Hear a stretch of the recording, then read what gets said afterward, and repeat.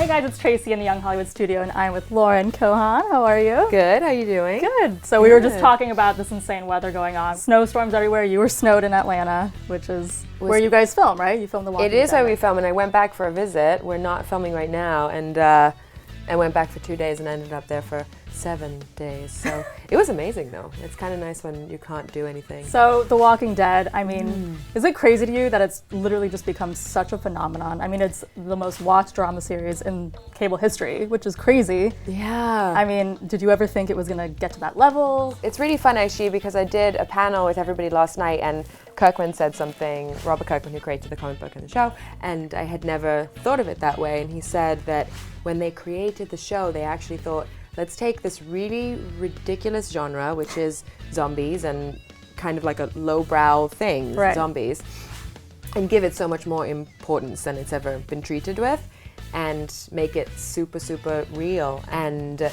when I joined the show in the first season, in the second season, I had watched the first season, all I remember from it was how real the situations were, and that's really the core of the show. Its genre is thrilling, and it does have a lot of potential for these crazy adventures, but at the end of the day, it's a very real thing. So I think I'm starting now to understand after 3 years how it's what its little magic formula is. I just have loved it from the first people who watch second. it are like, they're avid fans. I mean, they're obsessed with it.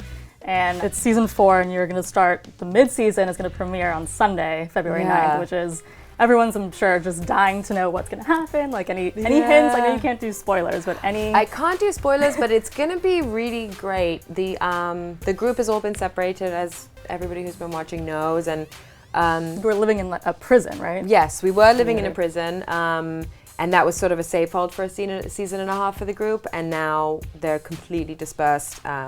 A lot of people are actually completely on their own, and it's really scary. So it's gonna be a change for the show because we haven't seen a lot of these characters out on their own. Like Maggie, who I play, is also going to be more on her own than she ever has been yet.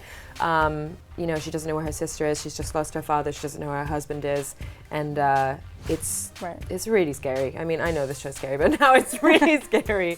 So, but you, I heard that you love anything to do with horror. Like, just, so was it perfect for you? Because like for me, I hate horror. I mean, I get scared really easily. So the show scares me. Me too. That's actually, but you love it, right? No, you don't love it. Okay. I thought you. No, I love actually within the show. I love doing the sort of action and horror elements to it.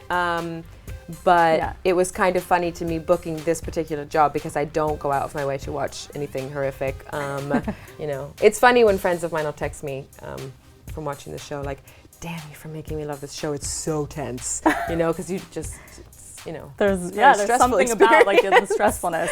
I mean, and like you said, you know, it sort of depicts a real situation of just survival and, you know, how to deal with like all the craziness going on in the world. So like if you, I mean, this is probably a crazy question you've been asked, but like if there was a zombie apocalypse, like what would you do? Or what should people do, I guess? What should be, I think just sort of try to stay calm and just remember that you need a completely different skill set. I think that we're probably more prepared than we think we are, but I don't know. How are we prepared?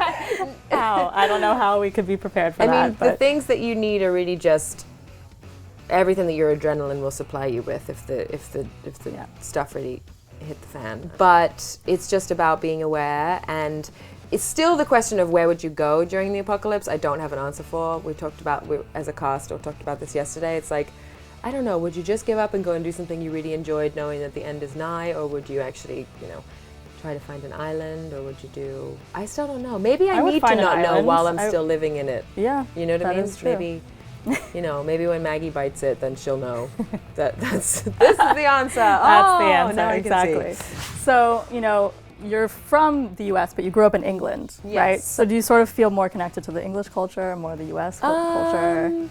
It's a bit of a... What's the difference? I haven't decided yet on that either. There's the two things. Where do I like more and where would I live? Maybe it's the same in the apocalypse. I'll go to Jamaica.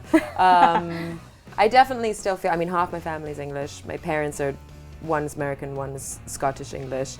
My parents are South African, so I grew up in the US, so I understand. I know what you're saying because you sort of associate with that culture, but then Yes. you're also American at the same time. And But tea, I love it here. tea is a big thing, right? Tea is a big thing. Do you drink yes. tea I every drink single tea. day? This is my It's tea is solitary life coffee of the if day, you're but from tea is that life. culture. How did you sort of get into this whole business of acting? I mean, you've done a lot in your whole career, and how do you sort of like, you know, I mean, you're on a hit show obviously right now, and how do you sort of, what's your advice basically? What's my advice? Yeah. I would say, For people who want to get into the business. Do you know what I think it is? I think it's that I know that this is a great job and it's a great business, but it's still, you know, everything can change every minute, and I just really enjoy doing it day by day, sitting here having a nice conversation, going to work, doing my job. Like, whatever it is that sort of comes about, I'm just trying to really stay present with it. And I think that, I've said before, like, I don't remember consciously making this like crazy decision to become an actor, but it still feels like it's just begun,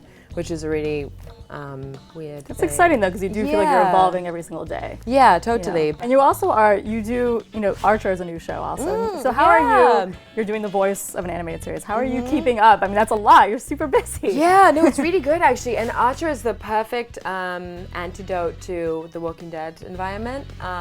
It's, obviously. Obviously, very opposite end of the spectrum. Yeah, no, it's great. I actually, I knew that they wanted me to come and do the show for some time, and then they ended up finding this character, which was the right one for me to do. And it's lucky because while we do Walking Dead, I can't do that many recurring things in normal television, but I can do a long-running character on something else. So this has been really fun for me to get to delve into.